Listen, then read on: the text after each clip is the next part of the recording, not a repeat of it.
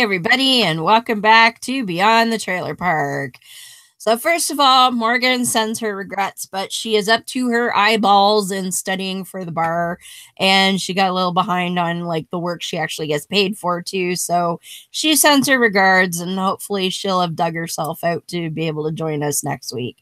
But of course, from the slightly melty wilds of Pennsylvania, good evening, Beth. Good evening, and melty is a good word. A little warm. But it hit 98 degrees in the shade today, and direct sunlight, it was about, bouncing off the pavement. It was probably closer to 100 to 104. Yeah. So if you hear my air conditioner and fans in the background, sorry, but there's no way in hell I'm doing this show without them. No, you're fine. I don't hear squat. And hi, Trav's over in the chat. Good to see you. Hi, Trav. But no, you'll laugh. In fact, our guest will laugh too, because they issued a heat warning today in southern Ontario for 31 Celsius, which is under 100. Well, usually they start coming out when you start hitting 94. I knew there was one coming, but our humidity earlier today was close to 100%. It did rain. So it's cooled off a little bit, but even as a Canuck, I think it's kind of silly to have a heat warning at 31, but whatever. Yeah. I guess that's for the literal snowflakes to the north of me. I don't know. Well, for me, I take a diuretic for my heart. So making sure I stay out of the heat and get enough liquid in me, well, preferably water, but I don't like water. So, but yeah, that's usually what it's for. But it's like I said to you early this morning, I said, well, we got a heat advisory and I might lose power because everybody's going to have their ACs on. But it's held. That's good. Well, joining us all the way, and we have another new friend from Sin City. Good evening, Michael. Hello. How you guys doing? Pretty good. And you know what? I just want to be clear. I'm not actually complaining about the heat at all. Seriously, we had winter right up until May. And our friends in Newfoundland got snow a week and a half ago. Oh, snow. Snow in June. I like snow. I miss snow. I will trade you. No problem. You don't understand. I am a shitty Canadian, and Trav's going to get sick of hearing this, but I am a shitty Canadian, okay? I hate winter. I hate hockey. Oh. I don't like coffee from Tim Hortons or anywhere. I don't know what that is. I hate beer. Oh, Tim Hortons is like Canadian Starbucks, except there's more Tim Hortons than there are Starbucks. Gotcha. You can literally have a Tim Hortons on 2 blocks, in 2 corners in a row. Oh. Yeah. But I hate beer. I don't like the Tragically Hip or Rush, and I don't like poutine either. So I fully expected to be deported at some point. even though I got my shirt on, my O Canada A, but no, I'm a shitty Canadian. So there's that. You don't want to come here. Well, I do, because I am, but I don't want to live there. Yeah. That way, yes. I will visit multiple times, but anyway, so you have just recently dived into this whole podcasting thing, yes. Which is very commendable, because there can never be too many atheist podcasts, Truly. There are multiple styles, topics, and angles for multiple people, so you just can never have enough. Yours is neat though, and I like what you're doing. And so, but first of all, before we get into that, let's talk a little bit about you. So I know in your little blurb you sent us, you said you were raised Christian. So what flavor of Christian were you, and how did you progress to atheist pastor challenger? Oh man, both my parents were pastors, so I was raised in the church. So you're an ex-PK. Oh boy, as a pastor challenger. And it is. Love it. Yeah. So they never actually had their own church, but they did preach. They still have their own, I guess, classes they do in church right now. But I don't know. I guess once I reached teenage years, the fear kind of subsided a little bit, enough to where I could focus on other things like movies and music and other stuff, you know. So I just kind of put it in the back of my mind until I became old enough to pick it up again and read through it, and then really read through it. My mom always told me that, you know, she's, Michael, you know your Bible, but you don't know your Bible. And that always stuck with me. So I was like, all right, yeah, she's right. You know, I really don't know it. So I started reading these stories that I was taught, or I used to teach a Sunday school. I did puppets and all that stuff, but ridiculous things I used to do as a Christian. Macaroni pictures. Yes. And the one that sticks out the most vivid in my mind is we were talking about the story of Lot. And I remember making copies of the coloring pictures, the coloring page for the day. And it was Lot's wife as a pillar of salt. I think that's so disturbing. Why am I having children color this? And you know, didn't really hit me until years down. And like, man, that was really some screwed up shit. Why was I doing that? I was part of that, you know. And you notice how Sunday school never goes beyond that to the supposedly really fun part, right? Yeah. You don't get cartoons of Lots and his daughters. That's for damn sure. No, that's for sure. You get the weird Bible time story. And the she-bears, or... Well, have you seen there's a cartoon that's been going around Facebook, and it's Lot sitting at the dinner table with his two daughters, and one of them says, "Hey, Dad, can you pass the mom and pepper, please?" I'd like a T-shirt of that. Actually, can we make that happen? That'd be awesome. Google it. I'm sure you could find it. That's so awesome. So yeah, that's a little eye-opening when you realize you're teaching. And like Noah's Ark, you know, everybody talks about, oh, look at all the nice animals and 2 by 2. God made a rainbow. Nobody talks about the millions of rotting corpses that have been left all over the landscape. Just all the babies that he just let drown, that he forcefully drowned with his vengeful rainwater, you know. It's just, you don't think about it in different ways. And then once you start to think about it, it's like, wow, this guy's really messed up. Holy crap, what was I doing? And I don't know. It's like the on the original Atheist on Air with Cash, he had done an episode about what's your one regret that you have, you know, when you were a believer. And I think for me, I was a Sunday school teacher as well, but I was also a Jesus camp counselor. Not quite as extreme as the Jesus camp that they made a movie out, but pretty damn close. They didn't go for the speaking in tongues bullshit.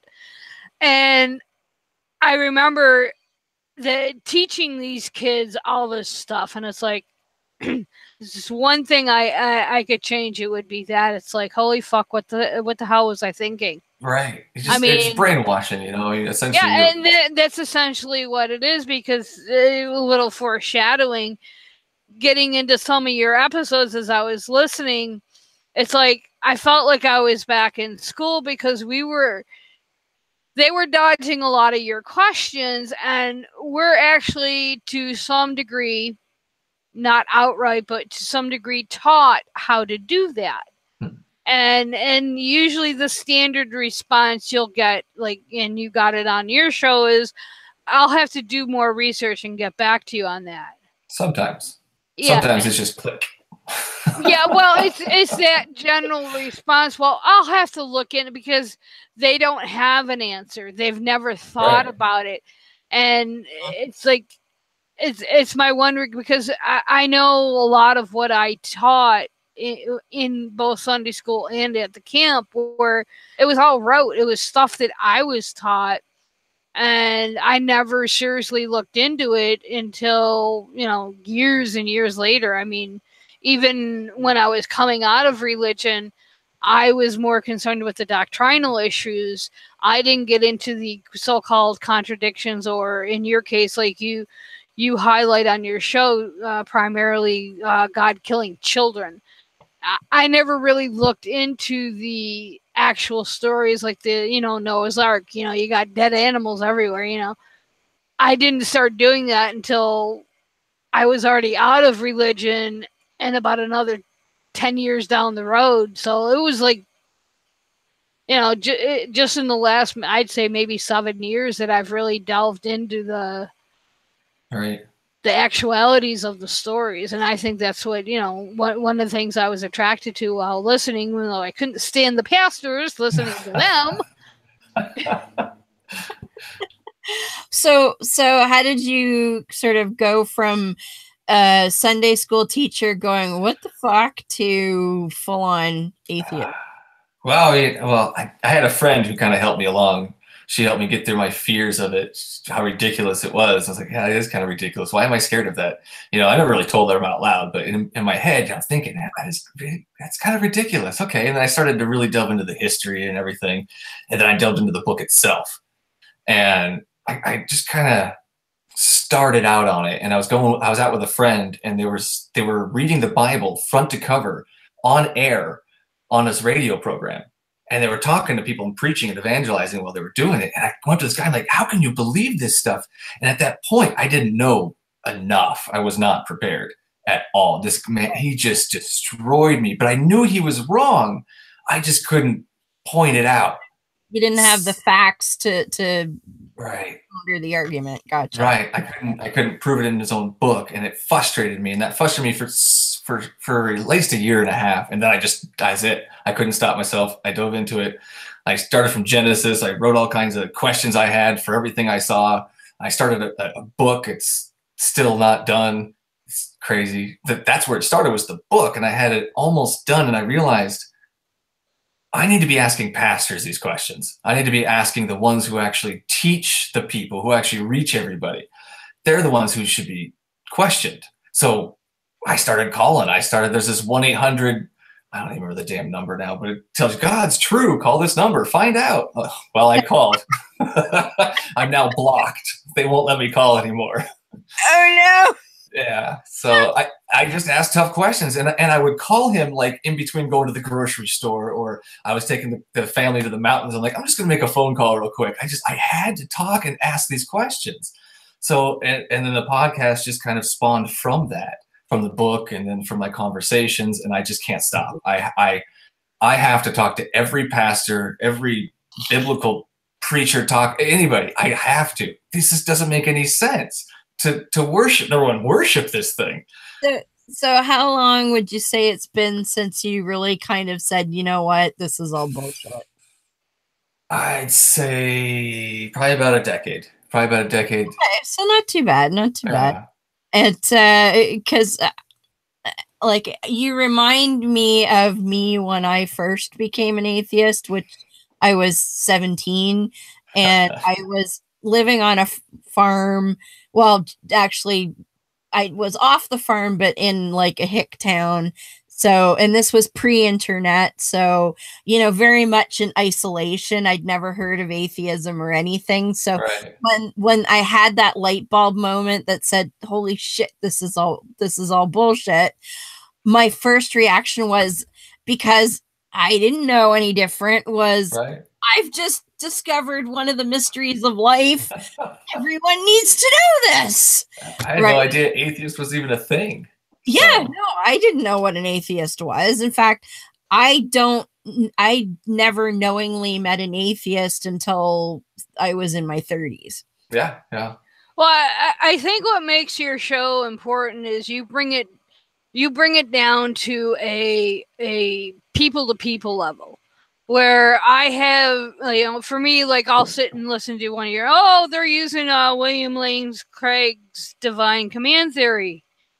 And you go to most of these preachermen, and they probably don't even know who William Lane Craig is, let alone what divine command theory. So you knock it down that peg, where mine is my knowledge is more academic, so to speak. Yours is more lay people, and I like that because these are, I won't say simple questions, but these are, questions that the everyday common man, because most of these ministers, this is what they were taught. Most of these guys probably didn't go to school for, theology, some, or, Bible study or ministry. They were most likely, brought up in the church, and, and I'm not saying you have to have an education, but it's just like they don't have the academic qualifications. So someone like William Lane Craig, they're they're not necessarily the doctor of divinity type.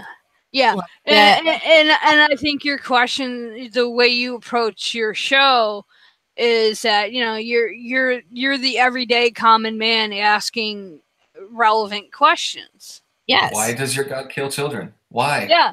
And it's like we were saying before the show, like Deb concentrates on pedophilia in the Quran, I'm homosexuality in the Bible, and you are, why does God kill kids? Or your other main sort of point that you use a lot is, why can't God forgive you without doing something? Right, without bloodshed. Hebrews 9:22 is like my favorite verse. It's just it's a dagger in the heart of all their arguments. It's your God needs blood to forgive people. Yeah. And then he tortures children. I mean, well, and that goes to one of the, I won't say it might be a meme, but the general argument that a lot of people say, it's a death cult, it's a blood cult. It is. Even with animal sacrifices, which is another point you drive home, at least in the first two episodes. I got the hiccups.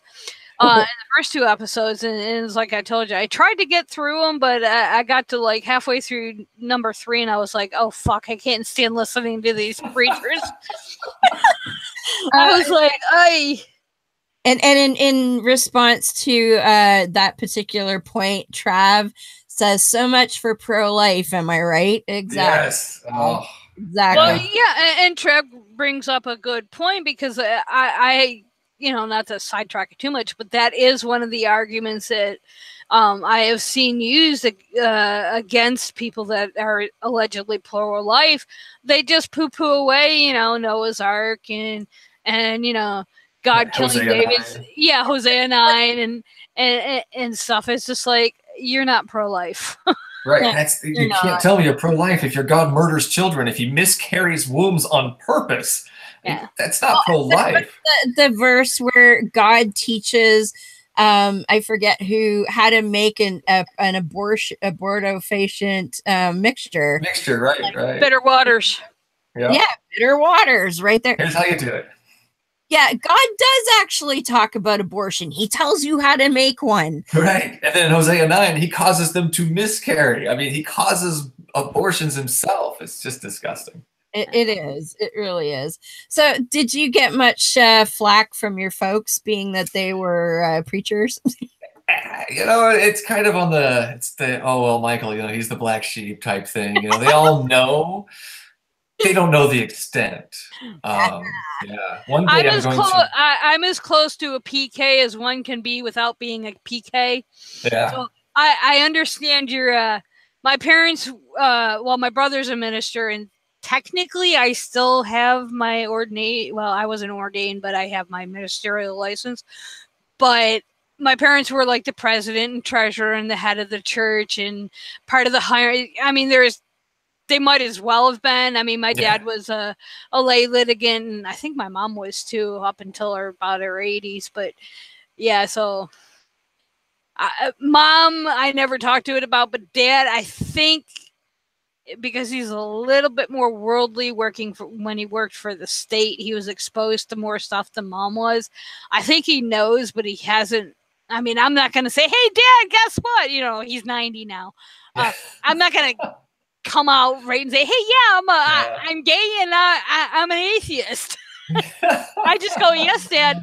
like when I got sick a couple years ago, he was like, "Well, I'll pray for you," and I so wanted to say, "Don't bother," but I was like, "Thanks, Dad." Yeah, that's all. I mean, he's 90 years old. My mom died like I think 6 months before I had my first stroke, so I wasn't about to say, "Hey, Dad, I'm an atheist. Don't bother praying." I wasn't going to dump that on him because I know he was still. It's tough when it's family. Yeah, it was just like it'd be fair to say they think it's still a phase. Probably, yeah. Well, as far as being gay, I'm 99.9% sure that my one cousin did spill the beans. Although I remember my dad and I went to a party. This was like I probably was still in my 20s, and I obviously had a wee bit too much to drink because I was a little loose with the lips. And I said, "Well, Dad, if you want a grandbaby, it's going to have to be a spit baby." And it just kind of rolled off my tongue. Because I don't think my brother I don't think my niece was born yet. And he just kind of looked at me with those, deer in the headlights stares, and I was like, "Whoops." So I think my dad knew or knows, but he just doesn't bring it up. And that's, at least with I have to give my parents credit as far as that goes, but there's times where they just will drive shit home. But my dad has no clue about Beyond the Trailer Park or anything like that. And it's just, it's like, I'm not going to, crush him at 90 years old. I mean, yeah, it's tough. It's real tough. So being that your show's pretty new, Michael, I'm guessing there's no way they have any clue about that yet. I'm okay for now. Yeah. Eventually, I'm going to have to talk to them. Are you thinking you're going to find out at some point? What's that? Are you thinking they're going to find out at some point? Eventually, because I starting the podcast, I didn't think I'd get 100 people to even listen to it. And right now we're a lot more than 100, and it's amazing to me. It's amazing to me. I took this concept, this idea, and to have people give you such good feedback for it, like I appreciate it so much. I never expected any of this. So at this point, I want to grow it. I want it to go bigger. I want to talk to William Lane Craig. I want to have him on my show. That's where I'm at this point. I'm so firebrand atheist at this point. It's ridiculous. That's great. That's a great ambition to have, I think, for sure. And so how are you talked about the dial a theological question line that you now banned from. Excuse me. So how do you pick your target pastor? Oh man, yeah. Anything from phone book to there's a radio guest list.com, I think it's called. Then there's podcast guest websites. Okay. I put my stuff out there. I very clearly explain, BSW, this is what's going to happen. You're talking to an atheist, but most people just see the Bible says what and have no clue. And they get halfway through the conversation and realize I did not want to be in this conversation. So, I've noticed that more than once. Where they're just sort of, I'm not sure this is going to be good for me. They'll say it in terms of like, I don't think I'm going to change your mind, but really what I'm hearing is I done fucked up by that was a bad idea. Well, I think I think this was in episode 2. My notes are a fucking clusterfuck here, and the minister goes, "Why are you calling me?" And I think that sums up the whole. It's like, oh shit, why are you calling me? And it's like, I think initially they think, if you were a sheeple, I hate using that word, he would have fed you more of the same bullshit. Right. To try to quote convert you. What I know is they don't seem to understand that they can have your level of I don't want to say sarcasm because it's not really sarcasm, but your level of sort of righteous indignation about what you're reading and still be honestly wanting answers. Like the minute you get, but how can you believe that? They just immediately kind of go, oh, well, you're not interested in real answers, which is not true. Right. Because even though we're might be being, I get that from Muslims a lot too, because I have a very similar attitude when I'm discussing Islam, because I find the things that I read to be disgusting the same way you do. It's terrible. And so when you give that bit of attitude, like, how in the hell can you believe that? It's like it flips a switch and they're like, oh, well, you can't possibly be wanting a real answer then if you're disgusted by it. It's like, no, I more than ever want a real answer because I'm disgusted by it. Why aren't you disgusted by it? Why doesn't this disgust you? Well, one of your guests goes, basically, you have, and I love this line, you have to retrain how you read the Bible. In other words, you got to throw away everything you know and become this little brainwashed little automaton. It only works if you play along. And it's kind of a new one to me. I've never quite heard, retrain the way you read the Bible. It's like, I read it at face value. I'm hearing new things that I've never heard before in my life. I tell you. Well, and that's the thing. Like I approach it a couple different ways. I will take a straight up reading. Now, I deal mostly with King James only people, so I primarily read the King James version. But I will use whatever version because really there's no difference between any of them. And I also know Hebrew and Greek enough to get myself in trouble. But it's like I approach it from just a plain Jane reading. I don't. I can go deeper if you want to get into hermeneutics and exegesis. We can go there, but big words. Exactly. I mean, if we want to go that route, I will bury you because I can guarantee 99 out of 100 times, as I said, these preachermen don't have the training. Yeah. But they're not looking at culture. They're not looking at context. They're cherry picking verses. Even if they say they are. Yeah, it's like. And I think if you ever feel like you want to branch out way down the road and try Islam, you'll have just as much fun with that. Because eventually. I get so much of the same kind of, well, you're just reading because the first thing they'll always tell me is I'm getting my information from anti-Muslim sources, or I'm getting my information from the media who hates them. And I'm like, no, dude, I'm just reading the Quran, man. I'm reading your book.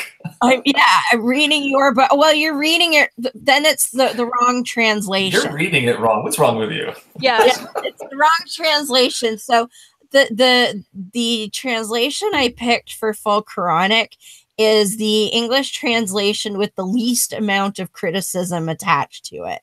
Specifically because of that. It's horrible because the guy was a Brit and he thinks that if something is religious, it needs to sound like the King James Bible. It's awful. But I'm killing myself through it anyway.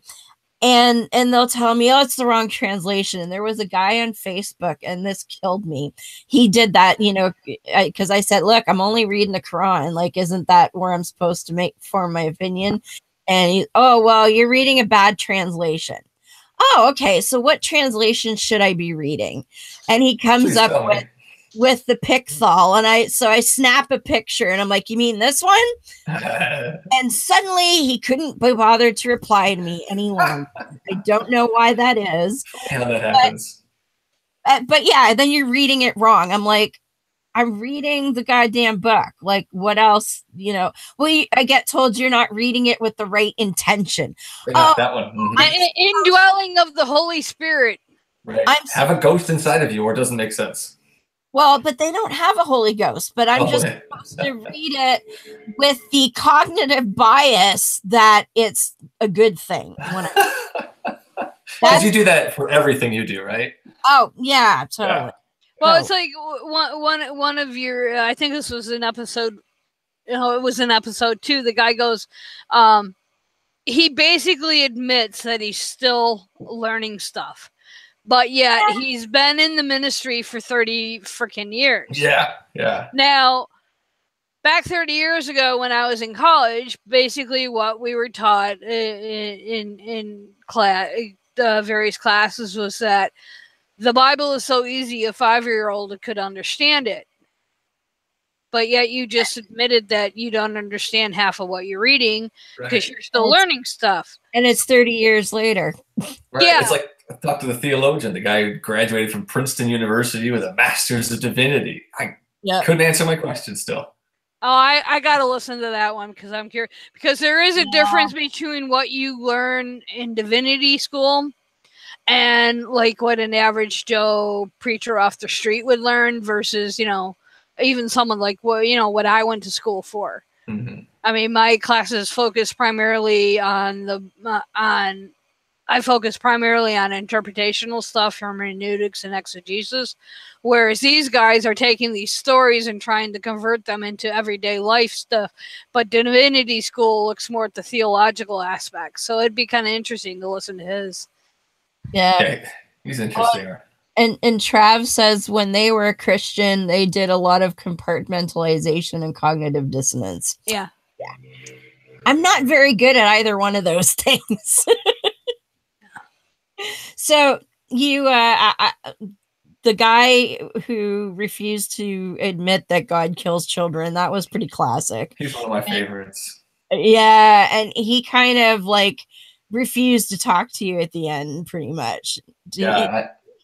He hung up on you, didn't he? He did. Yeah. I have another conversation with him, but I don't know if I'm going to air it yet. But you did. Oh, it's a very short one, so I don't know. I might save it for something later on. Oh, maybe you could share it with us later.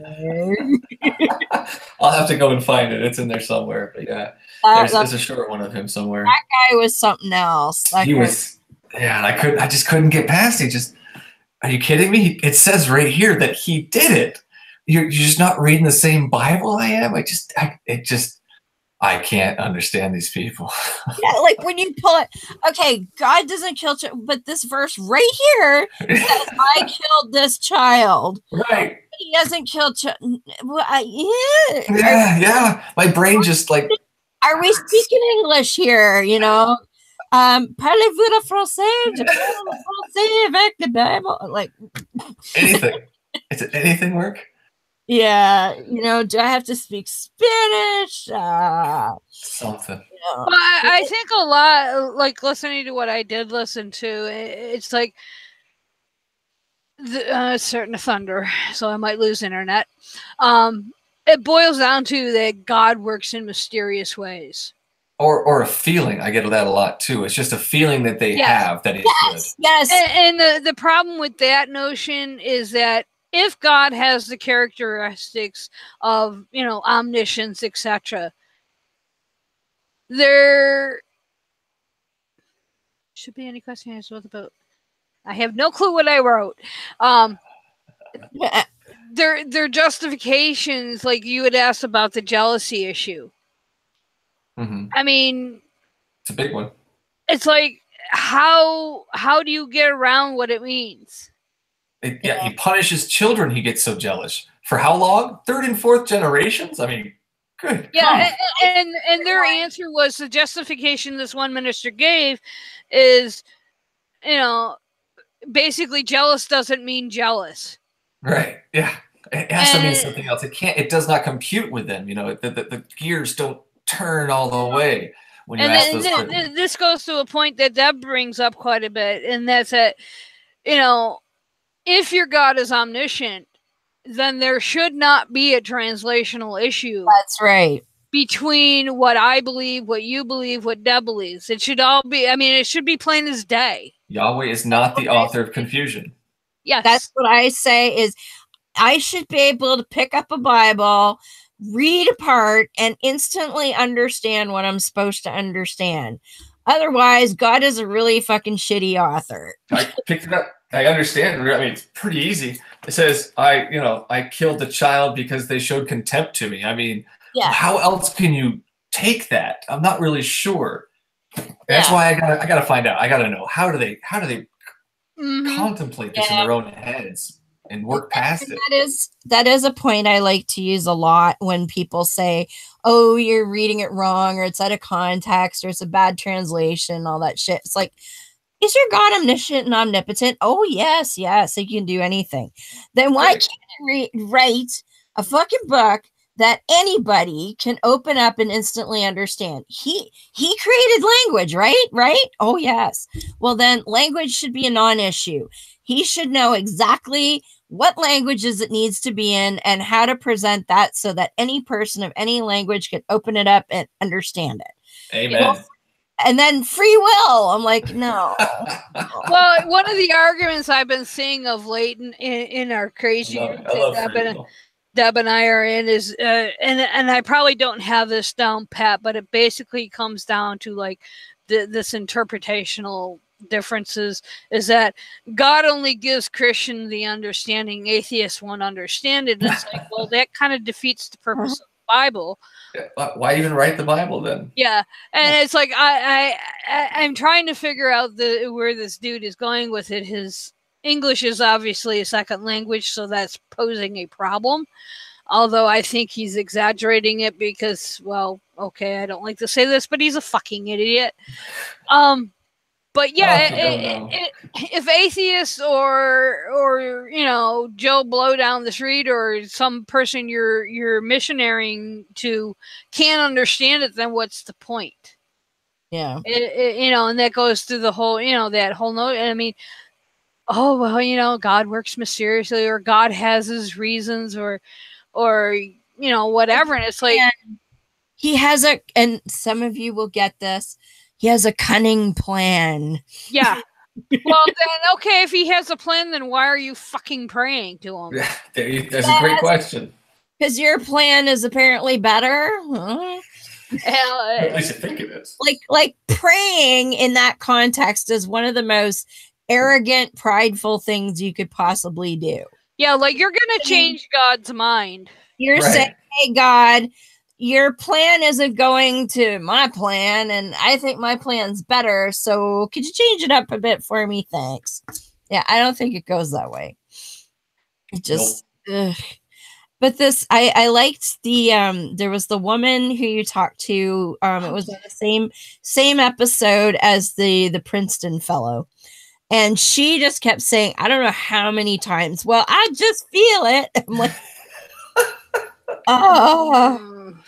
That was going to be one of my questions if you ever hit up a woman preacher. So that answers that question. Yeah, those are some interesting ones. I just had one recently. Man, she took me off on a journey I never thought I'd go through. Oh man, Did you ever ask her how she justifies being a minister, considering Paul's admonition that even though it doesn't mean what people think it means, for a woman to be silent in church? And yeah, I think I try and get that in there with every one of them. I try and get that one in there, and that he doesn't know what a period is, which is another one of my favorites. Yes, but he created all that, but he doesn't. But he's grossed out by it, and it's cooties, and you know, you have to kill things now. Kill a dove. That's so terrible. Now look what you've spread the cooties across the town.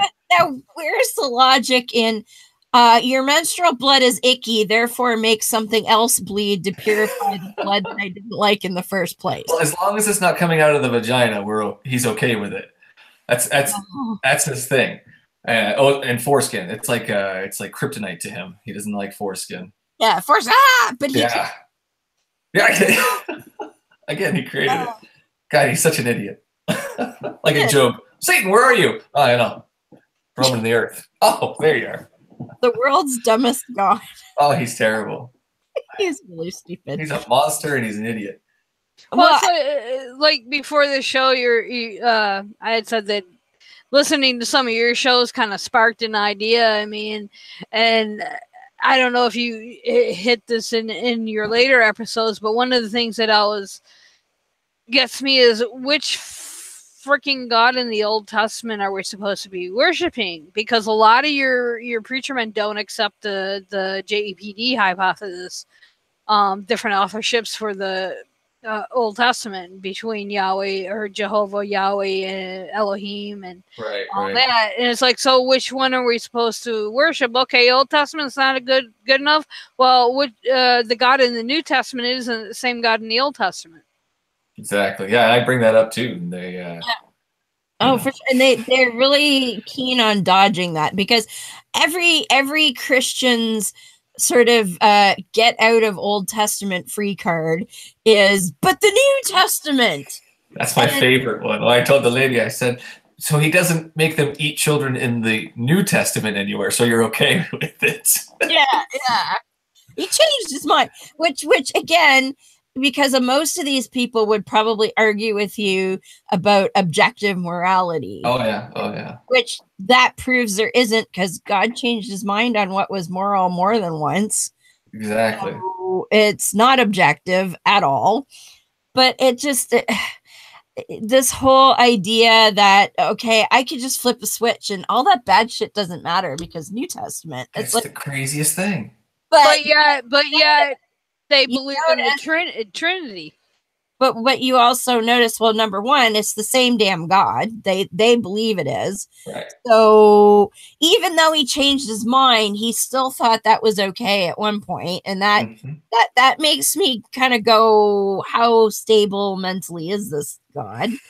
And then we also have the idea that, okay, so if the New Testament kiboshes everything that we don't like in the Old Testament, how come you're still hanging on to the gay thing?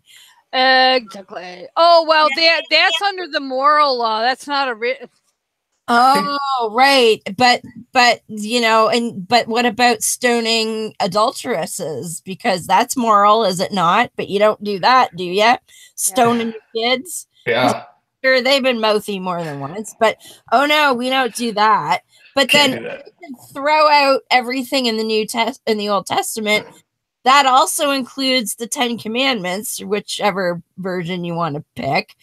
But that's in the Old Testament. So if you're saying that everything is only in the New Testament, you can't have your cake and eat it too, people. Which laws do they follow? They can't answer how they know which laws to follow and how they know which laws not to follow. There's no verse that says they just break the 10 it up. Commandments.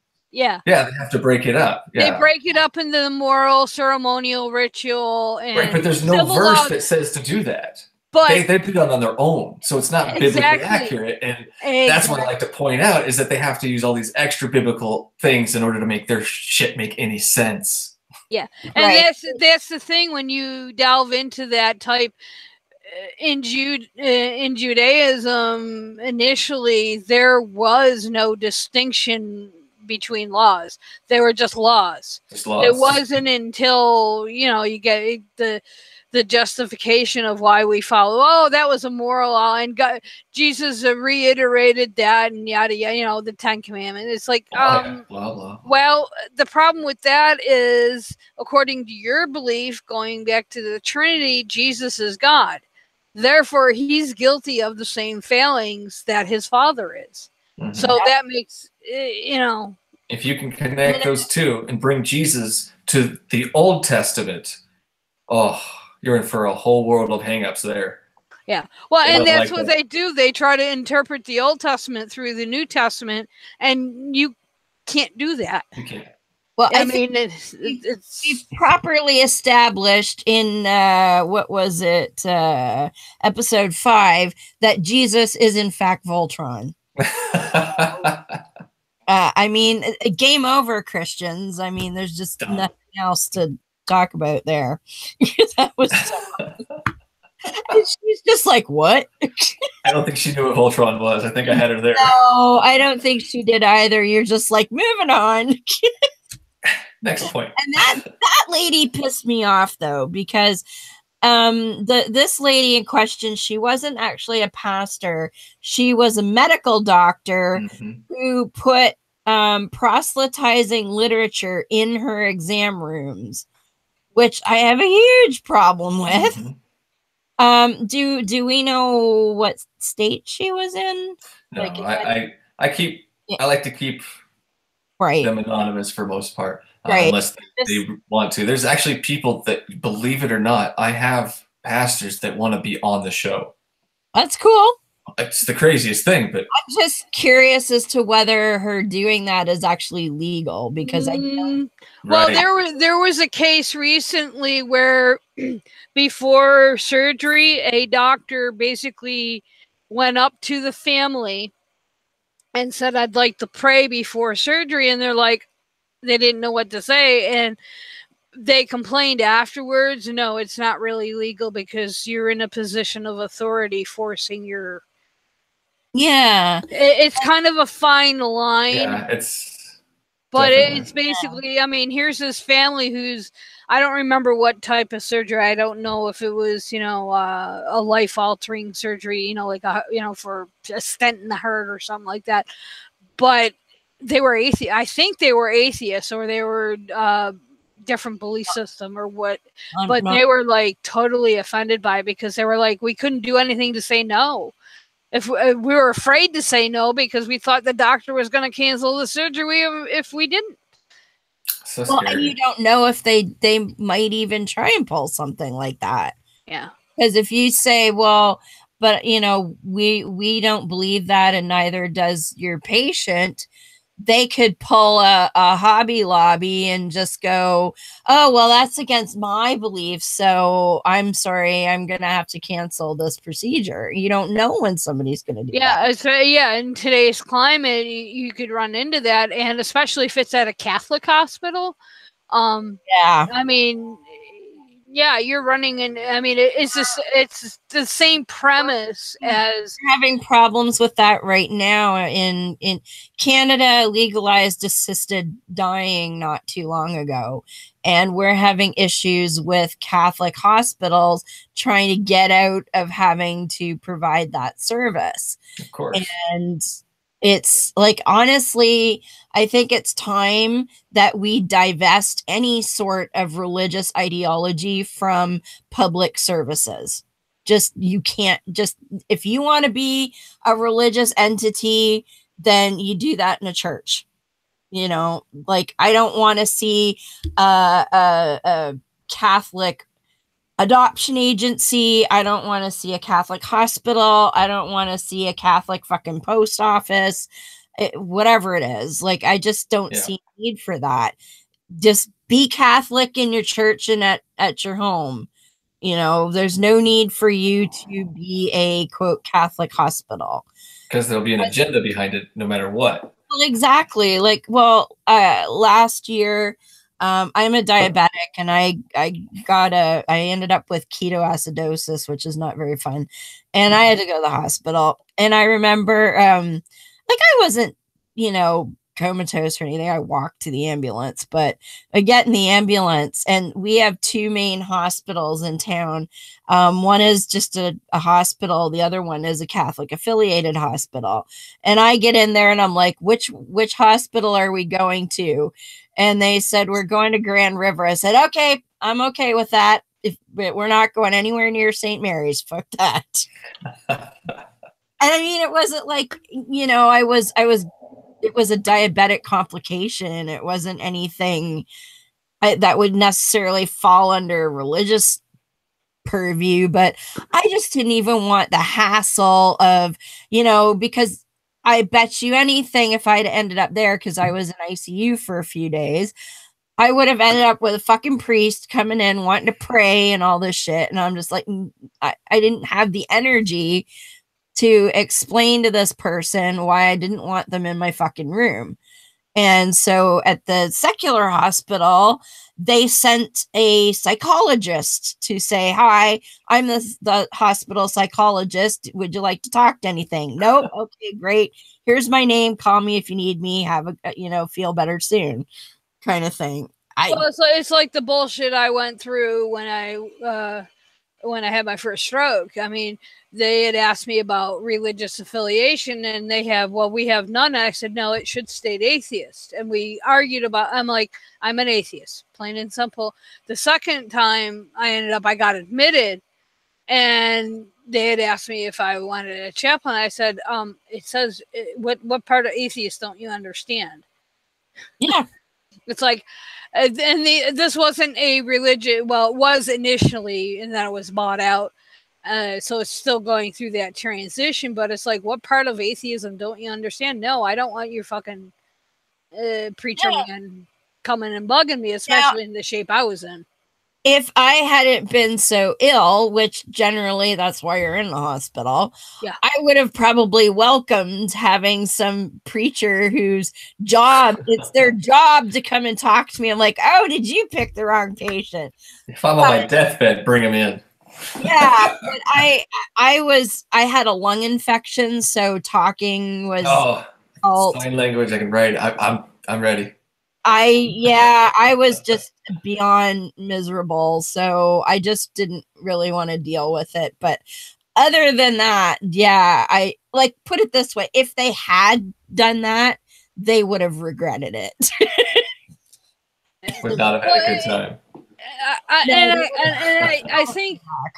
I think with your show, Michael, I think it gives, Joe Blow down the street, who may catch a podcast or two, it might give them that little bit of ammunition that they need.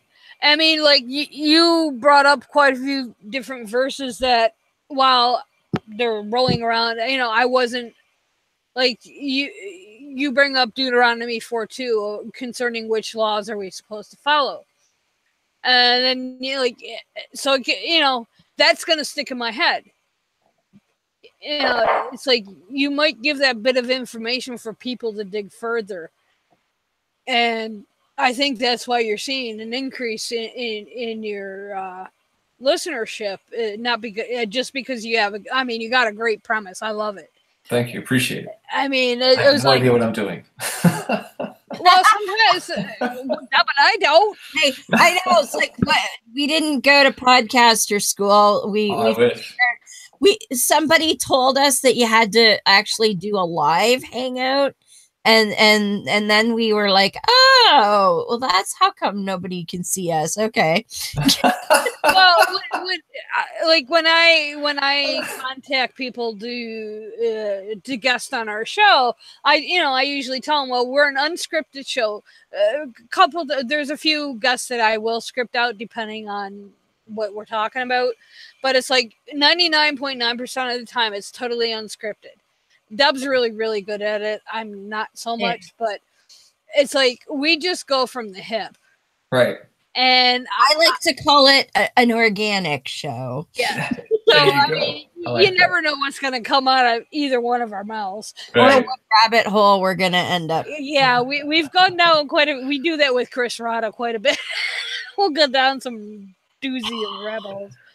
But yeah, that's the only guest I really script out is with Chris, because she wrote Liars for Jesus, challenging David Barton. Oh, wow.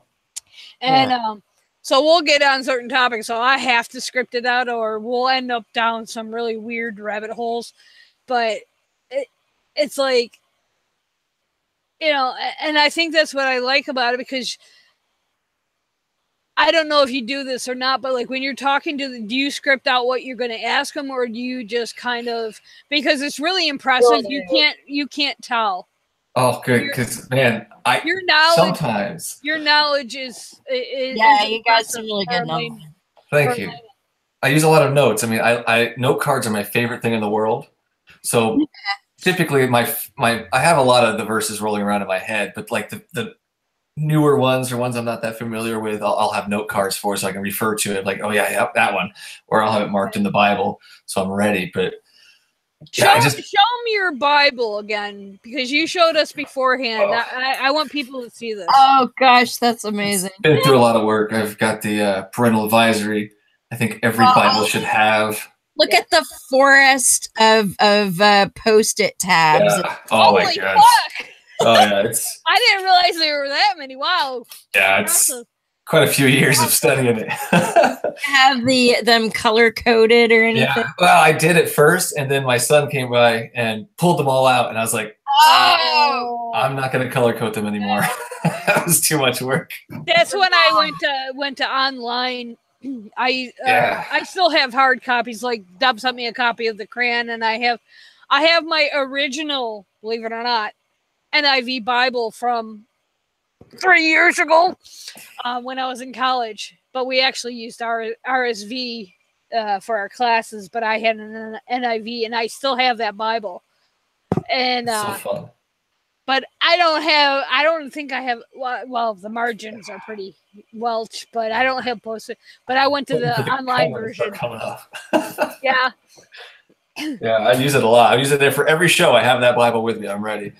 If I ever do. Well, what I find funny is when people say, "Well, you haven't read the Bible," and I'm like, which version would you like? I have 70 of them. I have Bible software, so I think I have 67 different versions, not including the 10 or 20 hard copies I have floating around. My favorite one is BibleGateway.com. Yeah, so I like Bible Gateway. Reference between King James, NIV. I love doing that. Yeah, and it's so easy to find stuff. Oh, now here's a question for you. Do you have an all-time favorite verse? Because I do. And I don't know that it would really be suited for what you do, because you'd probably have to use an explicit tag. Does it involve a donkey or a horse? I think I might know what you're talking about. I happen to know that one. But do you have a favorite verse of all?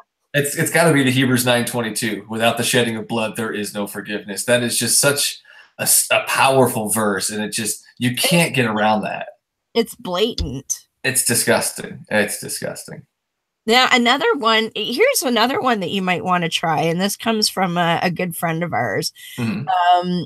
He loves to discuss John 14:14, yes, which paraphrasing means if you ask anything in my name, it shall be granted. Shall be done. Yeah. Yes. That's another one in Psalms, I think it is. It says the Lord will keep you from all harm. That goes great with that one.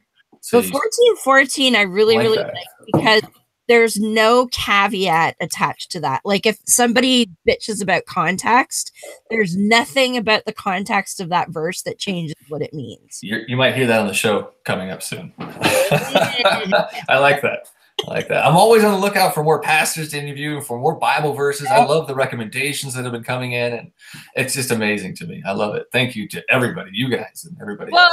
I gotta say this. When it took me a couple of days after I contacted you to get into listening, because I've been doing this, not so much atheist this, but dealing with LGBT issues since 1978. Mm-hmm. I officially came out in like 1984, where I actually knew what homosexuality was, because I led quite a sheltered life and went to a Christian college, yada, yada, yada. But, I mean, I knew I was different. I've known since I was 5. Right. But I never understood the word to it. And we had they called them Clue Weeks at the college I went to. They're Christian Life Emphasis Week. And we'd have various speakers come in. And one year they did one on homosexuality before it was a hot button issue. And basically they brought in the head of NOW at the time, National Organization for Women. I think it was Kathy Ireland, but I can't remember for sure. I get my names all goofed up. And they just lambasted this woman. I mean, it was just total, I won't go so far as to say hate, but it was just like, I mean, they just ripped this woman to shreds, and there were a couple other guests, and I started delving into it, and so I kind of burned out after a while. Yeah, no worries. But listening to your show is kind of given that little spark to get back into the counter apologetics. So Thank you. That's a huge compliment. I appreciate it. Thank you. It's a good show, and I think for people that are on a different level than, as I said, I come more from an academic perspective, the theology of it. I think for Joe Blow on the street, I think, like your show will give that spark to people, because once you really, I mean, as I said, your knowledge is, I mean, your Bible kind of, exemplifies it. I think if we can get in, like a lot of people say, well, don't argue the Bible. Well, you have to. Yeah, you have to. I mean, yes, there are issues that arguing the Bible is kind of pointless, and I fluctuate with the LGBT issue. You're not going to change how the church thinks because, you know, and while I appreciate what Matthew Vines is doing, for example, he's more contemporary that people might recognize. I don't necessarily agree with it, but when someone says that I need to be executed because Leviticus 22:8 or 18:22 tells you to execute me, I'm going to rip that apart from a biblical perspective to show that your interpretation is wrong. Damn Skippy. And I think you give people the ammunition to do that, even on a precursory level, but you also spark that interest to do it in a deeper level. And I think that's really cool. Thank you. Oh, for sure. And I know there were more than one pastor that kind of went, wow, you know what's in the Bible, don't you? Well, I don't think think surprised. Like, he knows his stuff. Uh-oh. Yes. Oh, shit. Well, and that's another preconception that a lot of Christians and theists have, is that because you're an atheist, you must not know anything about the scripture. Right. Which, bullshit. I have one of my favorite memes that I love to pull out. It says, "The road to atheism is paved with Bibles read cover to cover." Exactly. They don't seem to get, it's like, oh, damn, you actually know something? It's like the chances of an atheist knowing at least as much about your holy book as you do, if not more, is a lot higher than you'd think it is. Yeah. Yeah. Like, well, fire. I think your opening statement in your intro kind of sums that up. Is we basically go, anything in the Bible you have an issue with, right? They wouldn't know because they really don't know. Nobody's asked them that question. Yeah, no, I mean they really don't know what's in their Bible. You bring up Elisha and the sheep ears. I've actually had people tell me in conversation, and not necessarily the crazy group, but a couple other, oh, that's not in the Bible. I'm like, well, I'm like 2 Kings. I can't remember the citation. And say that phrase to an atheist, like never. Well, yeah, and you had that lady at the one meetup you were at, Barbie. I was just thinking of that. So, years ago, our local atheist group, we have a monthly regular meetup, and it was like 2 years ago. It fell on Easter Saturday. So a lot of members weren't able to go because they still had family obligations and whatnot.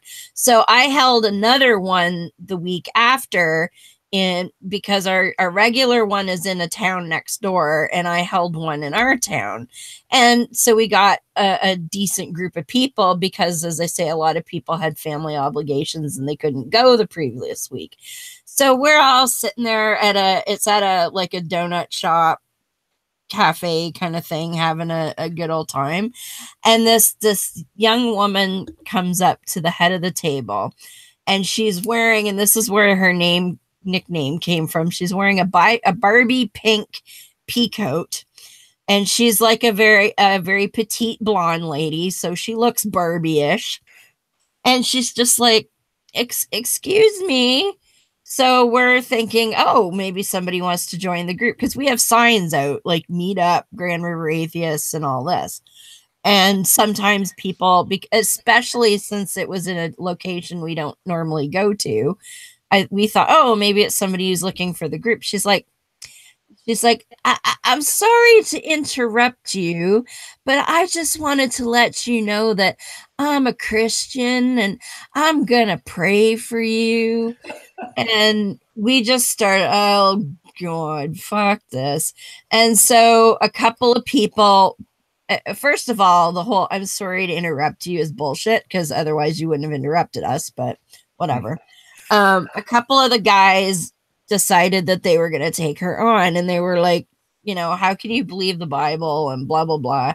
And somebody came up with the well, how could you follow a God that likes to kill children?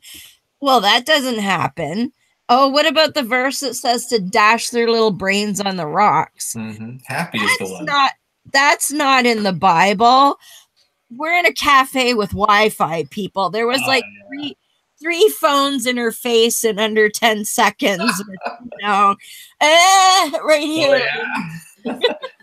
Well, I always find that amazing when people use that line, because it's like, off the top of my head, I don't know anybody that considers himself an atheist who, our former co-hosts, who weren't religious before they became atheists. I think Tracy is really the only one. There's a lady. There's 2 other people I know of.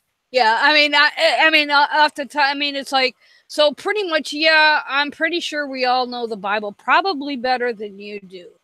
And I think, like, you could tell in some of your interviews, you were catching them with shit they didn't know was there. Oh, yeah. I mean, it was like, well, when it's been said, I'm not familiar with that verse. I'm like, you're a pastor. How can you not be familiar with that? Did you read this thing before you started preaching from it? I mean, yeah. Kind of to backtrack, I was looking for this while we were talking, and I just found it. In the first interview, you basically hit on the plagues, basically divine command theory, and, you know, the whole William Lane Craig justification for genocide. And there was a meme that came up while I was actually listening to this episode, and I thought it kind of interesting. It's a meme. It has a photo of Hitler, but here's the text. Once upon a time, a monstrous dictator reigned over millions of devout lives. Some respected him, most feared him. By his will, countless people were tortured, even more were killed. His servants obeyed him mindlessly and faithlessly for the promises he did to them. He promised to provide a better world if they joined him. He threatened to kill them if they didn't. Excuse me. In the end, he killed himself. This was the story of God. I put a photo of Hitler at the top so that you can see what kind of character he was. Yeah. and I think that really nails it with what is some of the points, I guess, I took from listening to the 2 episodes I got. Say a lot, and I love it as well. Jesus, God is love, right? Oh yeah. Show me the love. Show me the love. Yes, where is it? In it. Nobody's can answer. That's a simple question. Just show me the goddamn love in your Bible, anywhere, somewhere. I mean, you could pick a Jesus story, but their brains just at that point. It's like, I don't know. And they always come back to, well, sacrifice of Jesus. Jesus was not a sacrifice, people. Right. Okay? Jesus, first of all, if you're Trinitarian, they're the same dude. And Jesus would have known everything that God knows and all of that. He knew he wasn't actually dying. He knew exactly how much pain he would have to endure and for exactly how long. And he knew exactly how to mitigate the suffering that would have entailed in that. So, and then he knew he was going to be slightly inconvenienced for 3 days. Like, where is he now? Where's Jesus? I mean, what kind of sacrifice have we got? He's in heaven right now, right next to God. Okay, yeah, sacrifice. They're always so happy to say, well, Jesus still is alive. I'm like, so what kind of sacrifice was that? Exactly, where's the sacrifice? I don't see it. And that brings up a kind of a point, kind of a side rail, is that the whole issue of Trinitarian versus Trinitarian. Well, if he didn't know any of that stuff, then there's no such thing as the Trinity. And then you get into that whole rigmarole.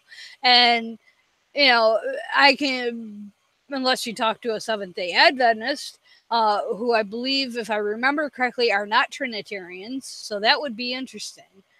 Yeah. You should try and find some of these I long for the day where you talk to somebody who speaks in tongues. Oh, that's Oh, a God. good one.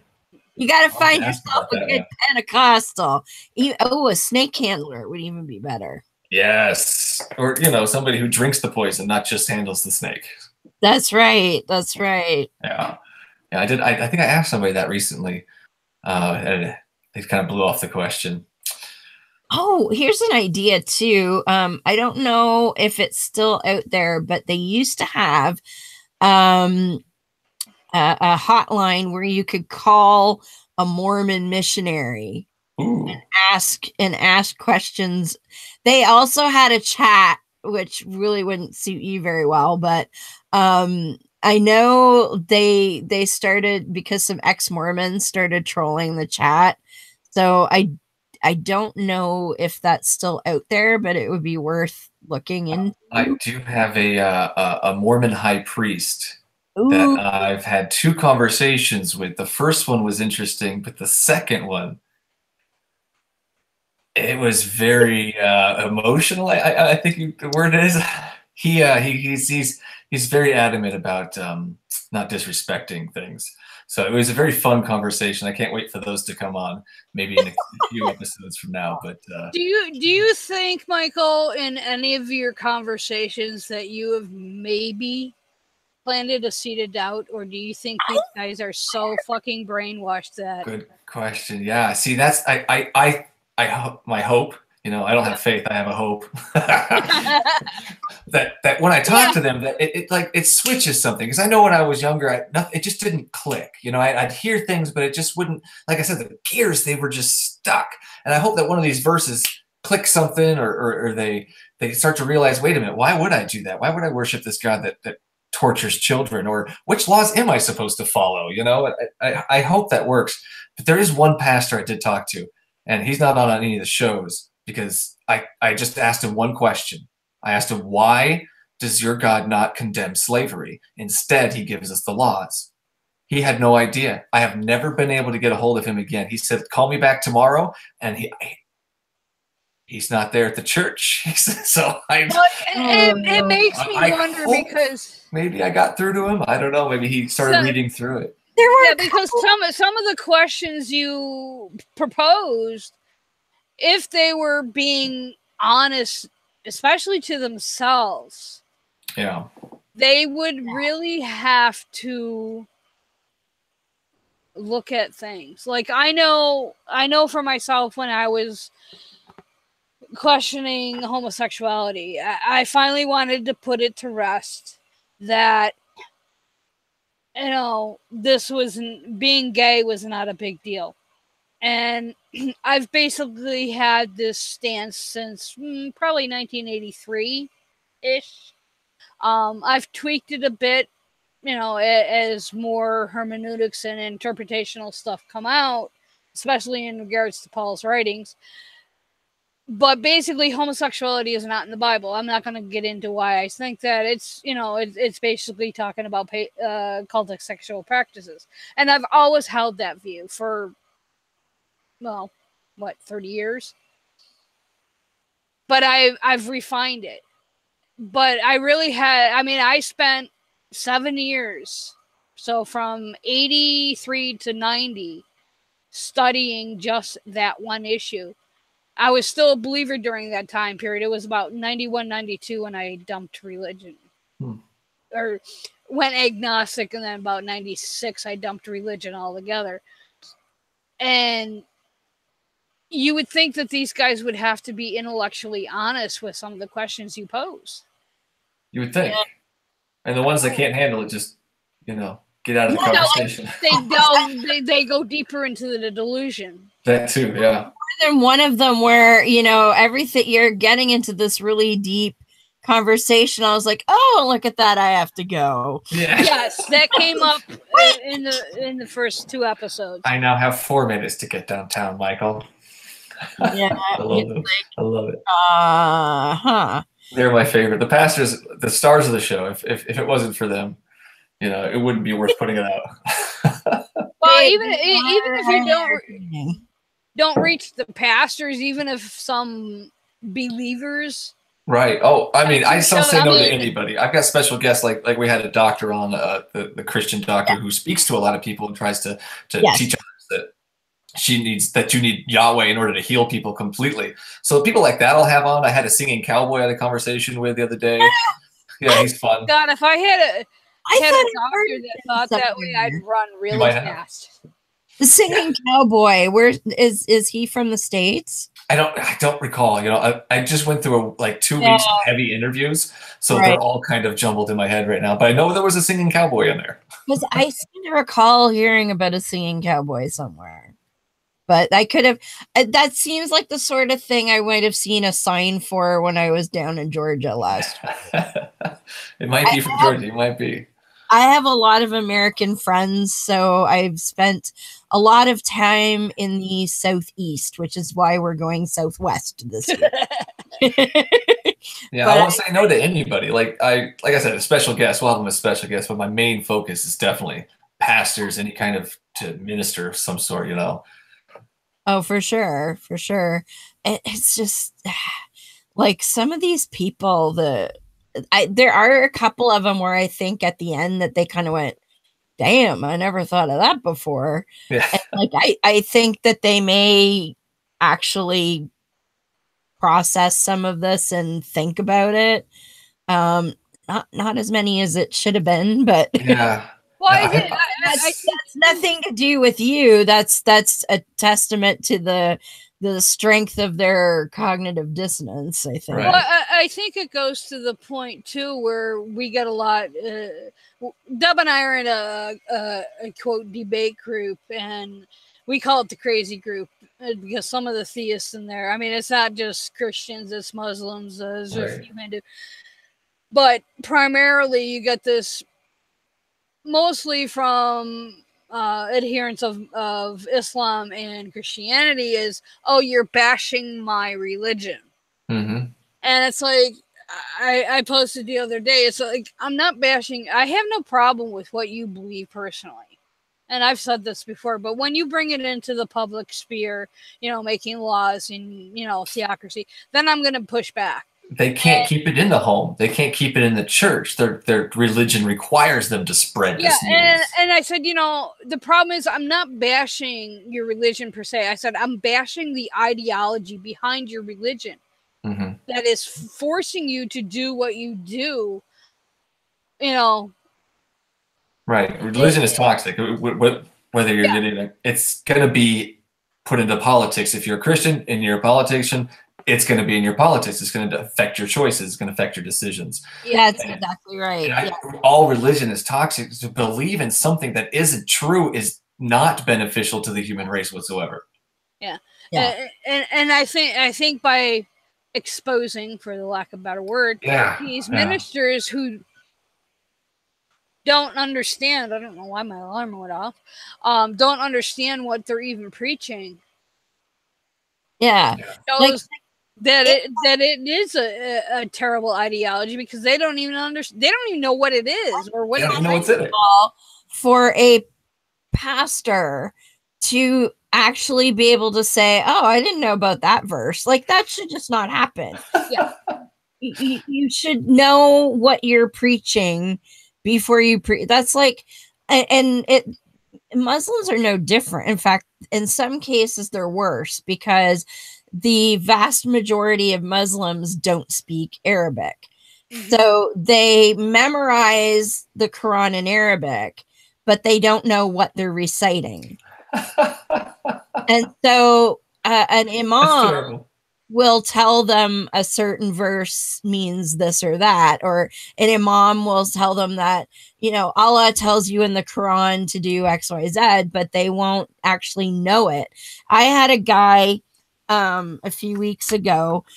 He was telling me that Islam was so great and everything. So I came out with, so you want to tell me what justification there is for, or something to do with, oh, I know what it was. He's talking about how you'll go to hell if you don't believe in Allah. And I'm like, so Quran 256 is a lie then, which is the one they always like to say there's no compulsion in religion. Yes. And I'm like, oh, so 256 is a lie then. What? Tell me what that verse is. Well, I just told you it's Quran 256. Don't you know what it says? Well, you have to prove to me that you've read the Quran, so you tell me what it says. I'm like, no, that's not how this works. You know, you're the Muslim. You should know when I cite a verse, or if you don't, just say, give me a second to look it up. That's an easy one. I don't know. You know, it was an easy answer. Yeah, let me look that up. There is Quran.com, which is very much like BibleGateway.com. You can slap in any verse, pull up a translation, look at the exegesis, all of that shit. And he was like, no, you have to tell me what that verse says, or I don't believe that you've read it. I'm like, it's a 10-second Google, buddy. Like, why would I do that? And then Google he's that like, shit. well, you have to tell. I was like, how about you prove to me that you know it? Well, you tell me what it is, and then I'll tell you if I know it or not.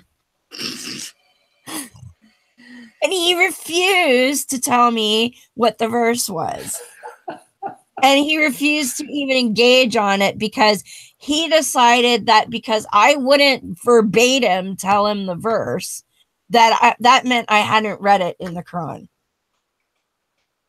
And that's what I think, like, that's why I think it's important that we do read the Bible or the Quran or the Bhagavad Gita or, you know, whatever the Buddhists have and the Shintos have. And, you know, because, the ideology is, it's like you said, it's so toxic. And it's just like your podcast, I mean, basically proves that these people are preaching from this book and they don't even, I mean, one did admit, I'm still learning. Yeah. Yeah. That one killed. I mean, I will throw this one caveat out. I'm still learning too. And I've been doing this for like, yeah. But I don't preach it. Yeah. Well, I do sort of, kind of, but not really. But I do it backwards. Yeah, not the same way. You know, and that's the thing. Even when I was in school, I mean, they think that the phrase "I don't know" is a weakness, right? And it's not. I mean, right. You know, especially when you get into creation as evolution debate. Oh, see, science weakness. I like that. Know, it's not a weakness to admit you don't know something, but they see it as a weakness in their faith if they don't admit it. Yeah. Oh, I love the one when I signed on. Deb had one of your podcasts going, and the guy was giving his definition of faith. Yes. And I'm thinking, it's already spelled out for you in Hebrews. What is all you have to do is quote Hebrews or whatever it's spelled. Yeah. It's like, but he like totally circumvents the notion of its belief in something. They all have their own specific tweaks to beliefs. It's the craziest thing to hear and find out. Nobody believes the same thing. Don't point that out to them. They get upset if you point that out. Holy shit. I've done that. I'm like, oh, well, okay. You know, William Planet believes this. William Lane Craig believes this. Kent Ham believes this. You know, Eric Hovind and Kent Hovind believe this. So which one's right? But they're all Christians, you know. Yeah. Oh, they're not the right kind of. Well, then you get. They're not the right kind of Christian. It is. Well, and it depends on who you talk to and what the context is, because your average Protestant American will tell you that Catholics are not Christian. Yes. And a lot of them will also say that Mormons are not Christian. But if you're criticizing Christians, suddenly they need the numbers, especially the Catholics. So, oh, wait a minute, there's like 2 point whatever billion of us. I'm like, wait a minute. No, there isn't, because you said Catholics aren't, and they're like bigger than just about anybody. Throw in some Muslims too while we're at it. Why not? Oh, look, we have a new troll this week. It's General So Hamburger. Jesus is a better alternative. These you find atheists. Okay. Cool. To what? So, if Jesus is an alternative to what? Yeah, to these, To not believing in something? I guess. Than these, he says. These what? Jesus is a better alternative than these. These what? Yeah. Than these people, maybe? Then again, we could go down the rabbit hole of what evidence do you have that Jesus existed, or we could go down the rabbit hole of if you are a Trinitarian, Jesus is God, so what deems Jesus worthy of my worship and adoration? Oh, then these wretched atheists. Oh, there it is. Called those fine atheists before. We're not wretched, dude. Sorry. I know some of you like to think we're wretched, but we aren't. That's so tell me, fine theist in our chat room, what makes Jesus worthy of my worship? Since he's also God, and as Michael has plainly expounded upon within his podcast, God likes to kill children, among other things. Oh, lovely. And I do apologize if anybody hears that. My husband's cell phone just started to go off, and he's in the bath, so he won't be able to turn it off.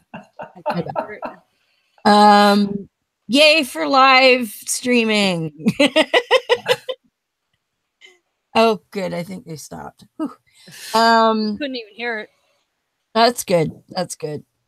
Excellent. But yeah, so what's so great about Jesus, General So's Hamburger? What is so great about Christianity? Yeah.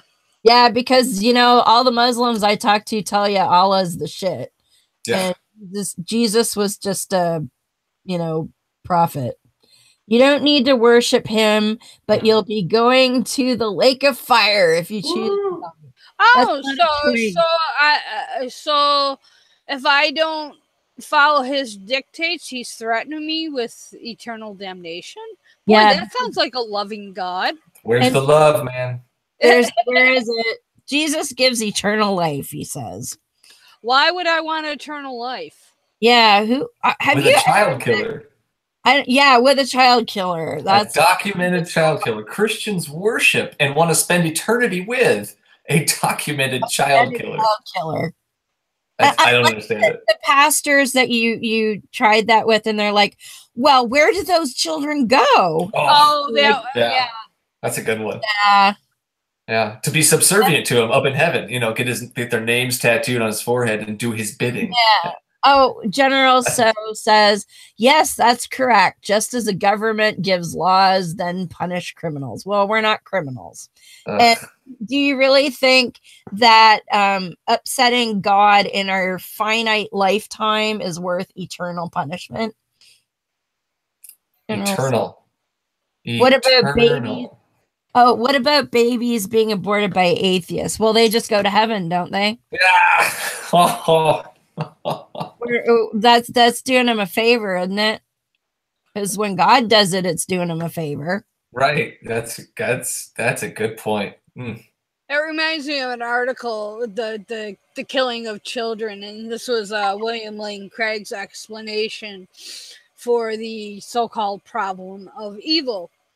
And Craig argues that evil is actually proof of God's existence, because you see, evil denotes a departure from the ways things ought to be, and there is a way things ought to be. Then there must be a design plan set forth by a creative deity. That goes into the whole is-ought argument. Shit. Okay, so the author, this is from Christian Apologetics, The Art of Deceit, from Atheists. I'll throw the link in the show notes later. But he goes, what about the children, Professor Craig? What about the innocent children? And I'm not sure if this is the author or Craig But it goes, if you believe as I do that God's grace is extended. Oh, this is Craig. This was his answer. If you believe as I do that God's grace is extended to those who die in infancy or as small children, the death of these children was actually their salvation. Yep. We are so wedded to earthly naturalistic perspective that we forget that those who die are happy to quit this earth for heaven's incomparable joy. Therefore, God does these children no wrong in taking their lives. And then you have to get into what happens once these children are in heaven. What are they going to be doing in heaven? Well, according to the Bible, the names are tattooed, his name's tattooed on your forehead, and you have to do everything he says.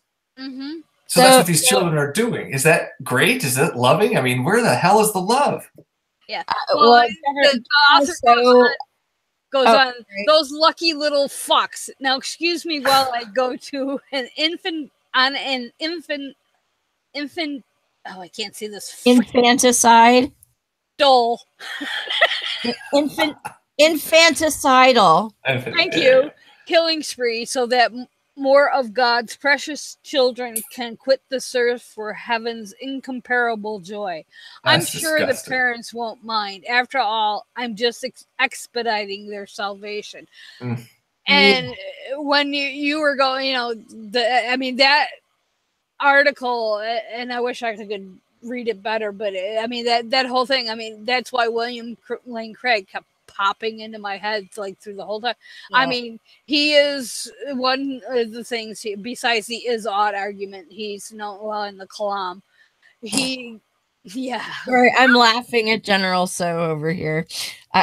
He's been babbling away over here. Oh, yeah? So it says, he says, that's correct. Oh, but you guys are criminals to God. Your test is on it. Okay, Muslims tell me this all the time. It's a test, too. Doesn't God know everything already? Who is he testing? Exactly. He knows the answer. He knows the outcome. And he says, God is sovereign. God can punish evil humans. And then he says, watching atheists makes me believe in God. Well, that's totally fine. Whatever. Right. What about Isaiah, where God creates evil? Exactly. God created evil. It says the foolishness of atheists, just as God called atheists fools, you guys fulfill the prophecy. Come on, bring your books, fools. That's the best he's got. A test to choose good or evil.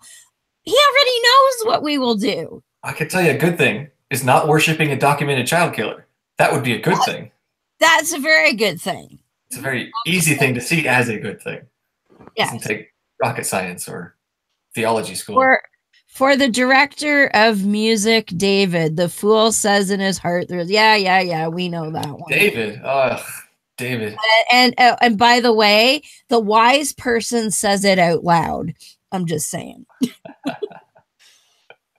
This is fun. We haven't had a good Christian troll in the chat for a while. Yeah, it's fun. I hope I brought him in. I hope it was me. Bring on the foolishness. Okay.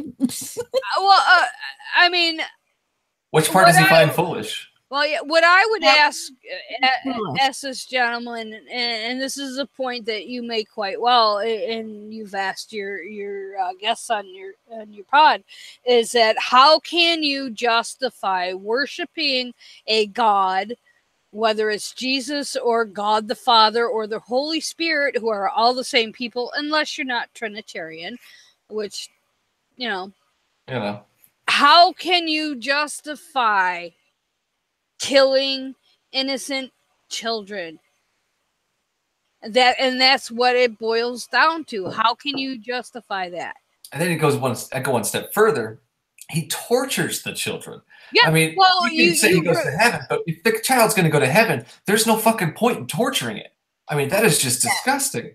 Well, you bring up the story of David and his son.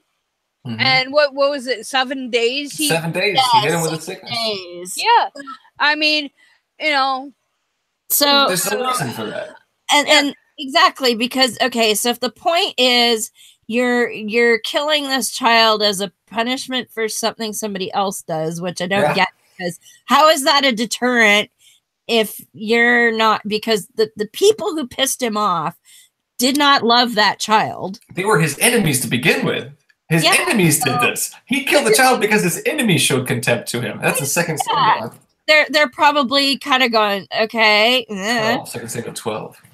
But so the idea is that, well, even though, you know, it's sad for David and Bathsheba that the kid died, he's going straight to heaven, so it's all good. Well, then why the torture? Right. Why drown the children? Why make them breathe in your vengeful rainwater? Why Hosea 9, starve them to death? It's just it's so horrible. Could you imagine? Or my favorite that you bring up, the Passover. The Passover. Oh, God, by the way. And and it's because David had a child. Yeah, okay, so No, it's not that. It says clearly in 2 Samuel, 2 Samuel 12:14.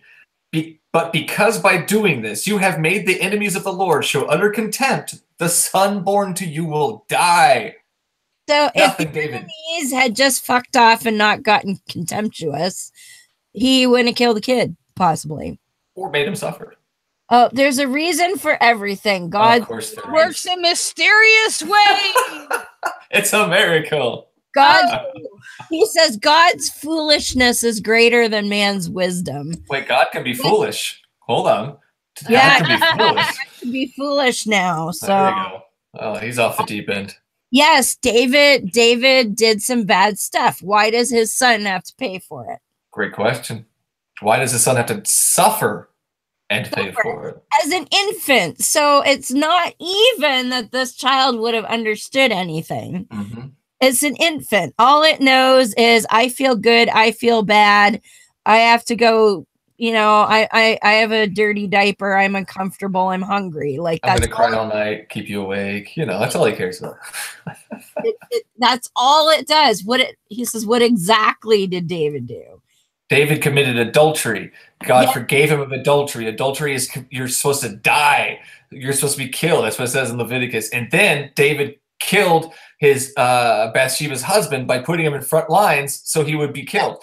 That's murder. That's adultery. Those are two things he's supposed to die for. Yahweh forgives him. All of a sudden, Yahweh's enemies show contempt. Else for those sins. Yeah, it's insanity. He's like, bring up the scripture. I'm like, we did.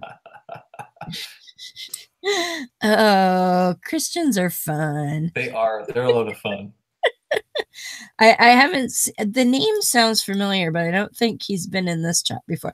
I belong to a community on YouTube called the Great Debate Community, and I often do live streams in that. So I may have. And he says, "Oh, okay, the son dies, so be it." That's disgusting. That is absolutely. At that point, where's the love? Yeah. Where is the love, man? I'm stealing your line. That's like the new slogan. Where's the love? It's a great question. I want to ask them all. I want to talk to William Lane Craig. We're going to have to make T-shirts now somehow. I love it. Seriously. Like, if you think that is love, then who is he showing love to? Because it wasn't the baby. It's for sure. Jesus. We all die as part of life. Yes, we know, but usually most of us aren't killed by supposedly omnibenevolent deities.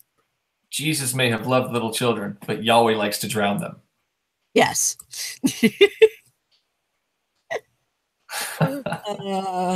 It's part of life. Well, it's not until Yahweh steps in and drowns you. It's not until Yahweh steps in and makes you sick for 7 days. Or, you know, if you drop your jizz on the ground, you get zapped into oblivion. Make sure you impregnate her. Yeah, Jesus is Yahweh. Yeah, we know that. Have you not been listening? So Yahweh and Jesus are either the same guy or both together killing children. Either way. Jesus is just as shitty as Yahweh. Okay, thanks. Yeah. So now we know.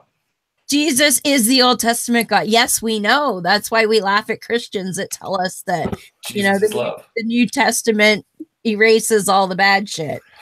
We know. You know. He's not very good at this, is he? No, but I'd love to have him on the show. Maybe you can give him my email or something. Well, I could put it. Yeah, I could put it in the chat. Yeah. Oh, BSW the podcast at gmail.com. Anybody wants to be on the show, I'll screen you, of course. You got a little screening. You can't just have any crazy person on the show, but BSW the podcast at gmail.com. All of your questions, comments, or hate mail. All right, General. So email our friend here, and he will be happy to, Michael, entertain the idea of having you on the show.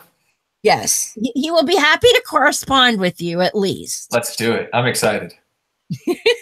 This was all exciting to me. He can't help but laugh. You guys are the fools. More foolishness.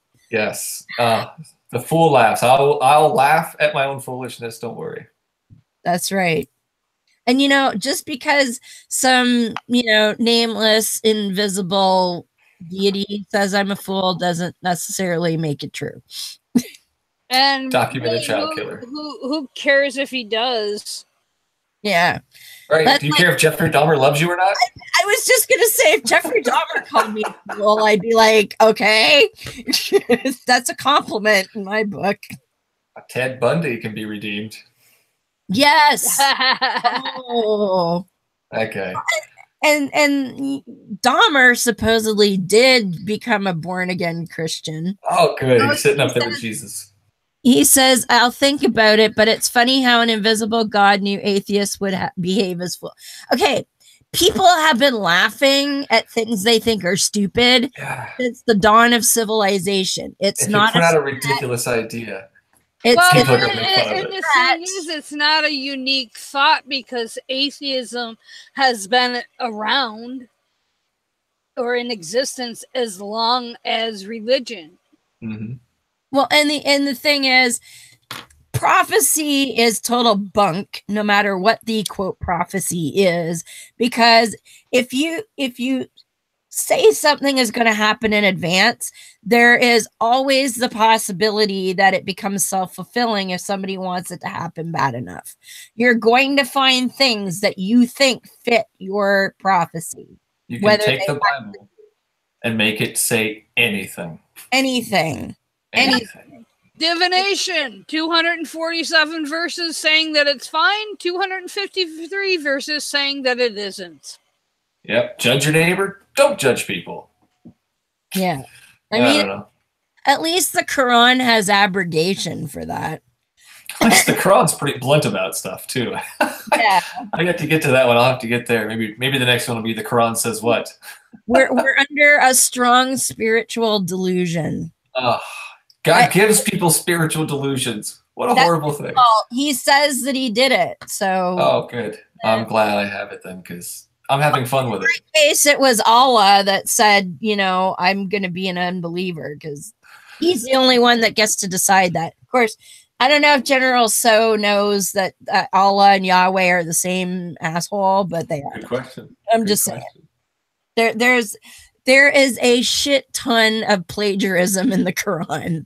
Like, I am way sicker of Moses reading the Quran than I ever was reading the Bible. Put it that way. Moses is such a fun character. Oh, it is. It is. And Allah is not Jesus. Well, that depends. Of course, Allah is very, very clear that he does not have a son. And if you say that he has a son, he's going to burn your ass. And let me tell you, Allah gets really creative about the hell. It actually describes boiling your skin off, and then you're going to grow a new skin so he can continuously boil it off again. That's what I was told by my pastor as a kid would happen to me in hell. Yeah. I would have my skin burnt off. It would grow back. I was terrified. Yeah. Yeah. I was terrified. Things they tell you as kids. What kid wouldn't be? Ugh. Jesus is Yahweh of the Bible, so how can Allah be Allah who doesn't have a son be Jesus? Well, because you believe that Yahweh and Jesus are the same person. So we know that Allah and Yahweh are the same person. So whether Allah, I mean, Allah is omnipotent, so he can make Jesus be himself without being his son. In fact, he's a little more clever as Allah than he is as Yahweh. I hope so, because man, he's pretty bad. Well, I mean, like, we're talking minute, just minute. Minute differences, yeah. But this is fun. Oh, what do we have? Use scripture to see who is who. I am. Allah says that he's God. So, meh. And he tells all the same shit that's in the Bible. Mm-hmm. So he talks about Noah and Abraham and Lot and Moses. I'm so sick of Moses. Like all those guys. Intellectual discernment. Okay. You didn't listen to the beginning of the show when I said, if your God knows everything and can do everything, I should be able to look at a holy book and read it and understand it immediately. I don't need discernment. And by the way, the Quranic verse, there are multiple Quranic verses. Like I've read 52 chapters of the Quran right now. Virtually every one of them says that Allah is God, and it cites Jesus. There's a whole chapter about Mary and Jesus. He cites Adam, Abraham, Isaac, or not. I think Isaac is mentioned briefly, but Moses, Lot, like you name it, all those guys are in there. Get specific because I can't take. Go to Quran.com and search for Moses, and you will get a shit ton of verses. Trust me. Does it have the verse where? I have a Christian telling me I know nothing about the Quran. Okay. Go to www.fullquranic.com and you can listen to me read the Quran in real time. So there you go. You can judge for yourself, Mr. Christian who knows more about the Quran than apparently I do. That's a first. That is a first. Oh. Yeah, are you? Hey, maybe he's our regular Muslim troll under another name, pretending to be a Christian. Possible. That's possible. Because that's exactly what a Muslim says to me. So how is Allah Jesus? Oh, it's a new one. I love Jesus is the person. Neutral. Woohoo! General, so did you go asking for backup? I was just thinking the same thing. Because Allah is God and God is Jesus. You see, we're taking everything in context of both scriptures here. So that's how we arrive at that. You have to take everything in context, don't you know? How could you believe one without the other? Because it's all the same characters. Well, except for Muhammad. But, you know. Oh, damn. John 8, this is from I Love Jesus. John 8:58. Jesus said unto them, verily, verily, I say unto you, before Abraham was, I am. And Allah said pretty much the same thing. So there you go. As in the I am in Exodus, right? And Allah says the same thing. I am the one and only God. So how do you decipher which was the right one? Yeah, I mean, according to what he just posted, he's backing up what the Quran says. So he just choose this one, you know. He just said, Jesus said, I am the I am in Exodus, meaning God. And Allah said, I am the only God. So if you take it in context of all the scriptures, same guy. So which God are we supposed to be worshiping again? Sure. You know, I think it's time to get out the gospel of the flying spaghetti monster and just get my colander on. And Allah came 500 years after Jesus. Oh, no. No. Allah came at the same time because Allah was there with Abraham and Noah and all Moses and all of those. I'm intellectually dishonest now. Of course you are.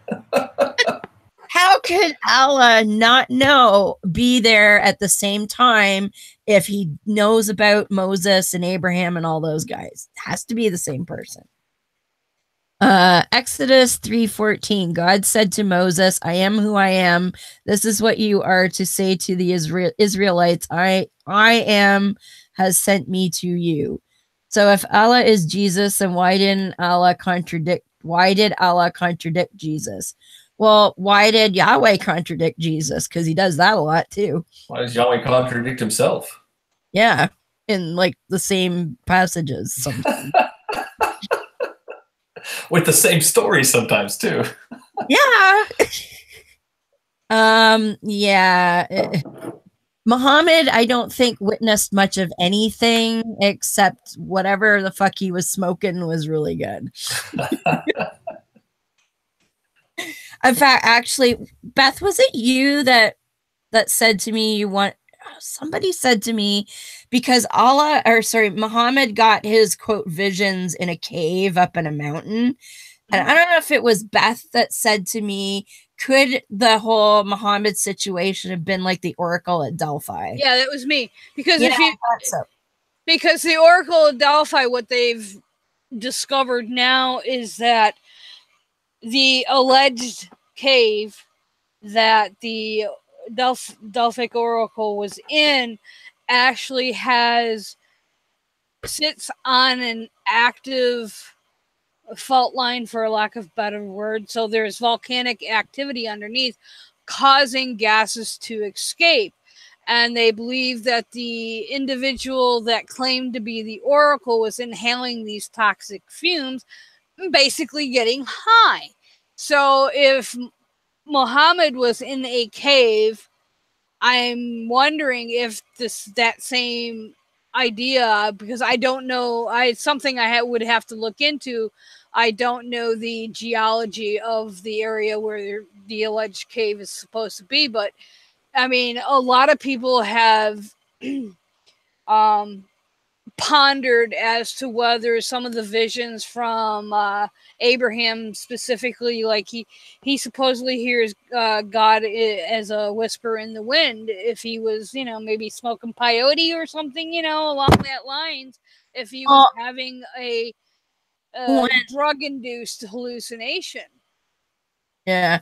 When Muhammad first started having his quote visions, the story goes that he went home to his first wife and said that he thought he was going crazy and actually tried to kill himself. Yeah. Well, I mean, not to play armchair psychologist, but a lot of your it gets into the question, like when you deal with people who kill other people, turn around that they find out after the fact, or maybe even before, but they're off their medications, that they're schizophrenic. And so what came first, the delusion of religion or their mental illness? And this is one of the questions that a lot of people are trying to decide, because a lot of your studies show that most of your mentally ill people who kill or injure another person and use religion as a justification, that religion was prior to their diagnoses. Yeah. So what came first, the mental illness or the religion? Like in my case, I wasn't diagnosed with bipolar until 1997. I already had religious tendencies because of my upbringing. So if I would have gone off my rocker and killed somebody and blamed it on religion, which is my mental illness, and that I justified with my religious belief. And you see this in a lot of cases with exorcism gone bad. The case in Maryland a few years back, where the two women murdered their kids, and they said, I was exorcising them. And there's numerous cases of people justifying what is what I will say is obviously a mental illness, but where does the blame, for lack of a better word, lie? Does it lie in religion, giving them the notion, to exercise these kids, which is a bunch of bunk anyways, or does it lie with mental illness? And like Abraham's a perfect example. The whole notion of monotheism came out of the whisper in the wind. Nobody else heard this, just Abraham. Yep. And it's like you said, Muhammad going back to his first wife, and contemplating killing himself, because were they going crazy and had this religious experience?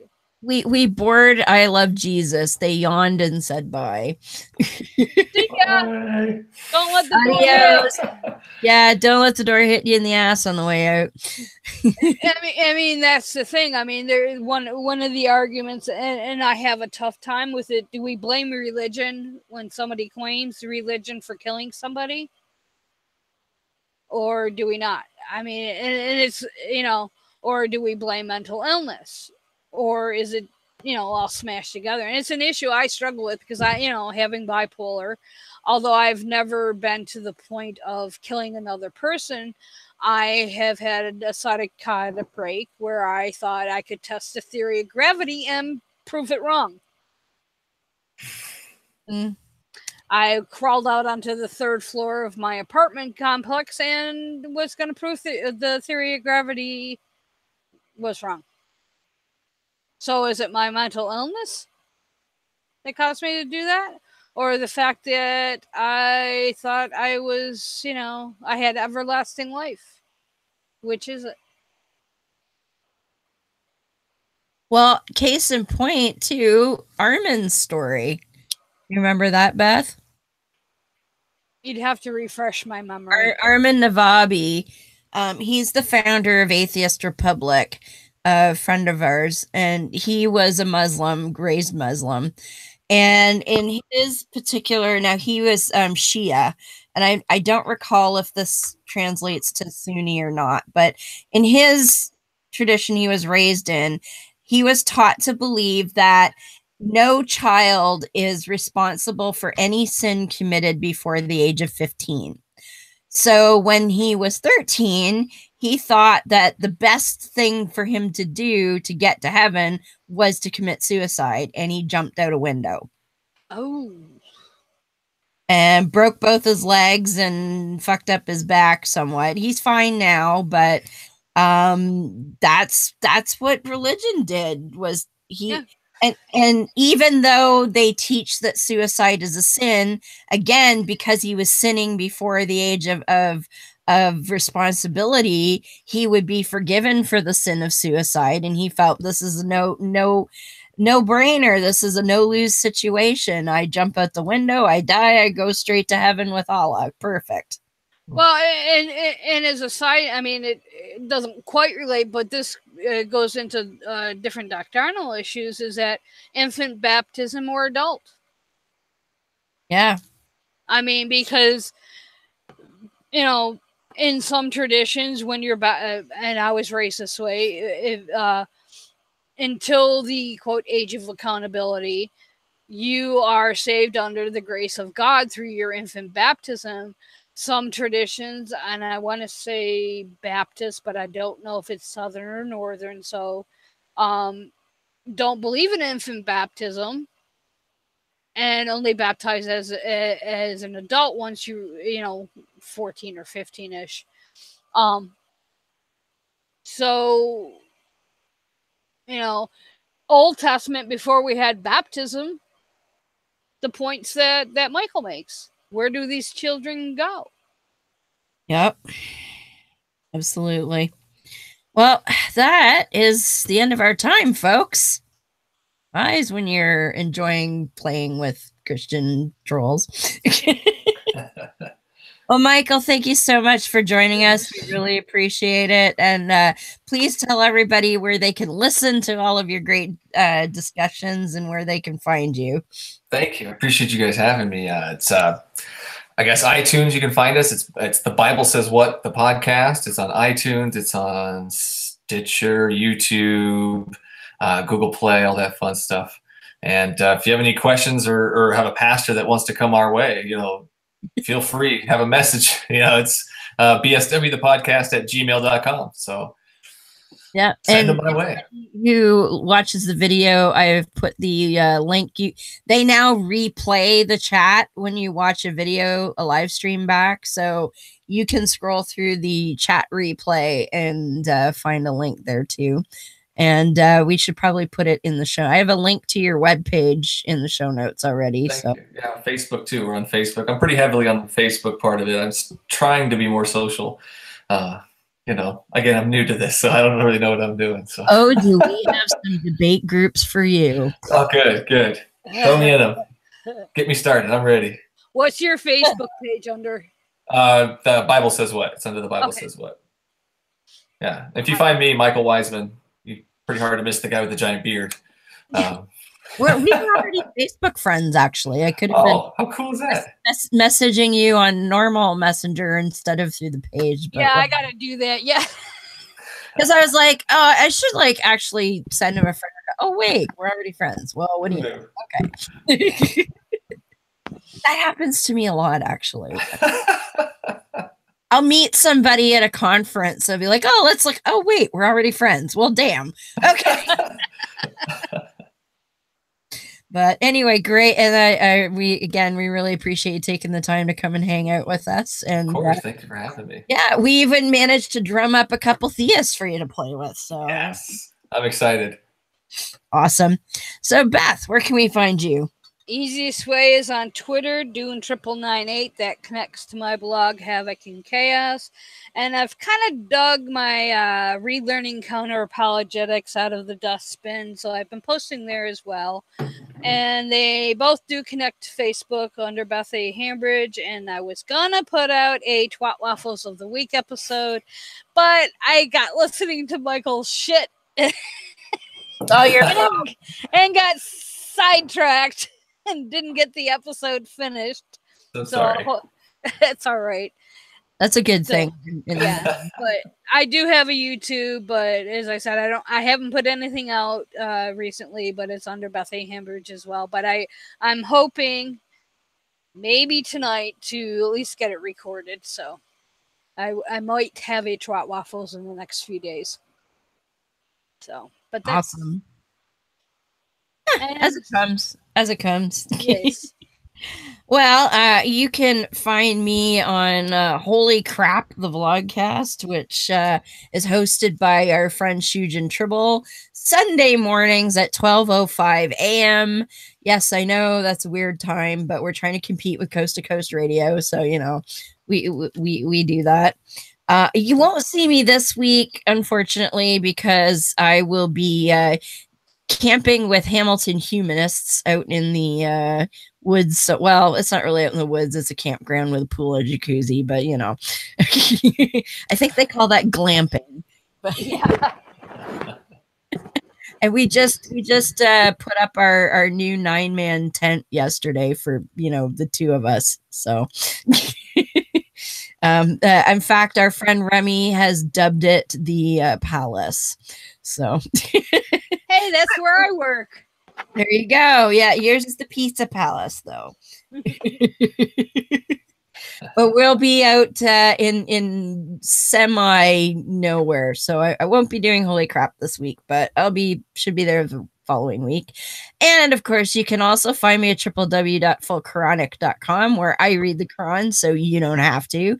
And I actually recorded 2 episodes this week. I just have to edit them and post them, but they're recorded, so yeah.